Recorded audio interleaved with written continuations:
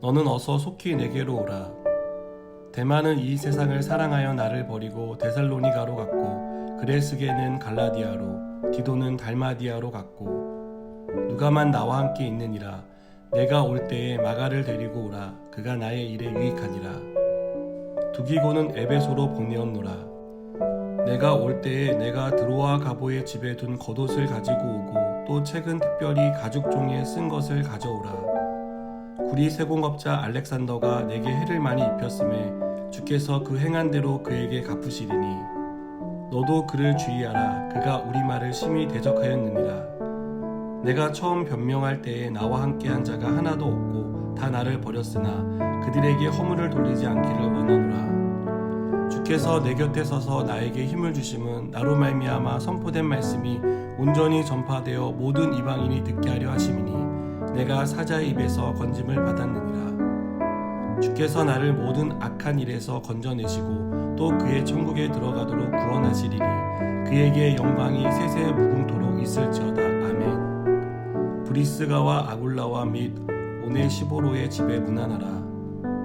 에라스도는 고린도에 머물러 있고 드로비모는 병들어서 밀레도에 두었노니, 너는 겨울 전에 어서 오라. 으블로와 부데와 리노와 글라우디아와 모든 형제가 다 내게 문안하느니라.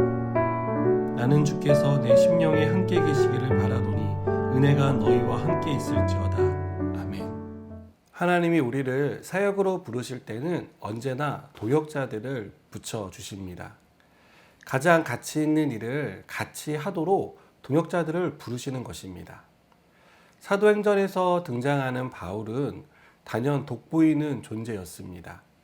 바울은 교회사를 통틀어 봐도 가장 영향력 있는 사람 중에 한 사람으로 기록되고 있습니다. 드라마나 영화로 치자면 바울은 극 전체를 끌고 가는 주인공, 주연이라고 할 수 있습니다. 그러나 바울은 언제나 많은 사람들에게 자신이 돋보이고 자신이 대단한 사람이라고 자랑하지 않습니다. 그는 한사코 주연과 주인공이 되기를 원치 않는다는 그런 모습을 우리에게 보여줍니다. 바울은 자신이 누구인지를 항상 밝히는데요. 그가 한 말들을 한번 몇 가지만 살펴보자면, 바울은 자신을 죄인 중에 괴수라고 표현합니다. 또한 바울은 나의 나된 것은 하나님의 은혜 때문이다라고 고백합니다. 바울은 편지 끝부분에서 언제나 자신의 사역에 도움을 주었던, 혹은 그와 교제를 나누는 사람들의 안부를 묻는 것을 봅니다.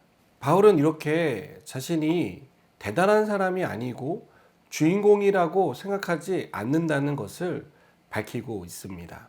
또한 바울은 그의 편지 끝부분에서 안부를 전하는 방식으로 자신의 사역을 물신양면으로 도왔던 동역자들을 소개하는 것을 볼 수 있습니다. 오늘 저는 이 동역자들 중에서 특별히 11절에 등장하는 마가에 대해서 잠시 나누려고 합니다. 마가가 처음 등장하는 곳은 사도행전 15장 37절부터 39절입니다. 여기서 바울과 바나바가 나오는데요. 바울과 바나바는 2차 전도 여행을 앞두고 함께할 동역자들을 충원합니다. 이때 바나바는 조카인 마가를 데리고 가자고 말합니다. 그러자 바울은 밤빌리아에서 자기들을 떠나 함께 가지 않은 마가를 데리고 갈 수 없다고 완강하게 거부합니다. 결국 두 사람은 이 문제로 다투게 되었고 둘은 갈라서게 됩니다. 이 마가 이름이 다시 등장하는 곳이 바로 오늘 본문 11절입니다. 여기서 바울은 마가에 대해서 어떻게 말하고 있습니까? 그가 나의 일에 유익하다라고 말하고 있습니다. 예전에는 함께 일하러 가지 않았다는 이유로 마가가 동행하는 것을 결사코 반대했는데, 이제는 바울이 어떤 이유인지 마가에 대해서 그가 나의 일에 유익하다라고 말하는 사람으로 마가라는 인물이 변화된 것을 보게 됩니다. 성경에 마가가 그 이후에 어떠한 과정을 통해서 어떻게 변화되었는지에 대해 자세히 기록하고 있지는 않습니다. 하지만 몇 가지 우리는 힌트를 얻을 수 있는데요.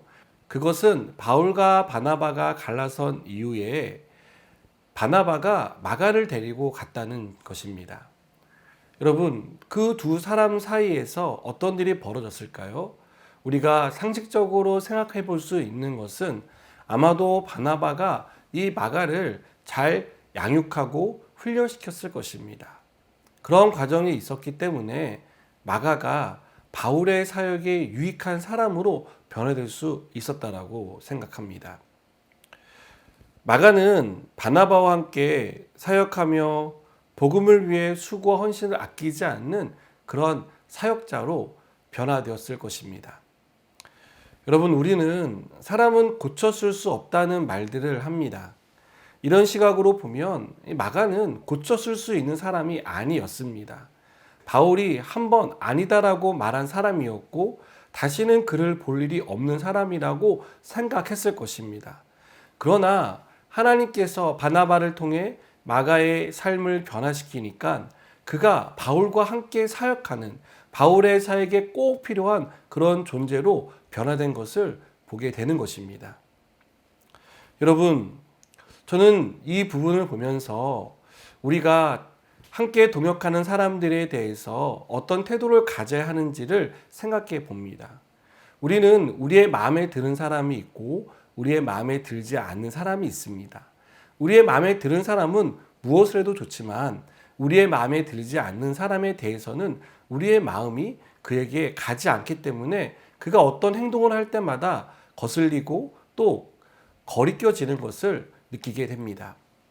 그래서 우리는 그 사람들에 대해서 이런 생각을 합니다. 저 사람은 변하지 않을 거야. 언제나 저렇게 살아갈 거야. 언제나 저렇게 살아갈 수밖에 없어. 우리는 이렇게 단정을 해버리는 것이죠. 하지만 오늘 말씀을 보면 유약했던 마가를 변화시킨 하나님의 능력이 그 사람의 인생도 변화시킬 수 있다는 것을 기억해야 합니다. 하나님이 이렇게 변화된 사람들을 바울의 동역자로 붙여주셨습니다. 마찬가지로 우리가 내키지 않고 거리끼는 그 사람을 하나님은 우리에게, 우리의 사역에 또 우리가 함께 할 수 있는 그런 동역자로 세워주셨다는 것을 믿으시기 바랍니다. 사랑하는 여러분, 우리 주변에 유독 변하지 않는 사람이 있습니까? 유독 그 사람만큼은 꺼리게 되는 그런 사람이 있습니까? 그 사람이 누구든지 간에 하나님이 만나 주실 것입니다. 그리고 하나님이 만나 주시면 그 사람의 삶도 마가의 삶처럼 변화될 것입니다. 그래서 그 사람이 바울의 동역자로 변화된 마가처럼 하나님의 일에 또 우리와 함께 동역하는 그러한 사람으로 변화될 것입니다. 이것을 기대하고 또 기도하는 저 여러분 되기를 축복합니다. 기도하시겠습니다. 하나님께서 하나님의 일을 감당하는 동역자들을 어떻게 세우시는지 살펴보았습니다.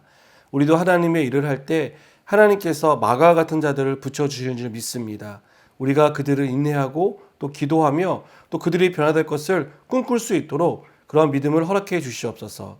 예수님의 이름으로 기도드립니다. 아멘.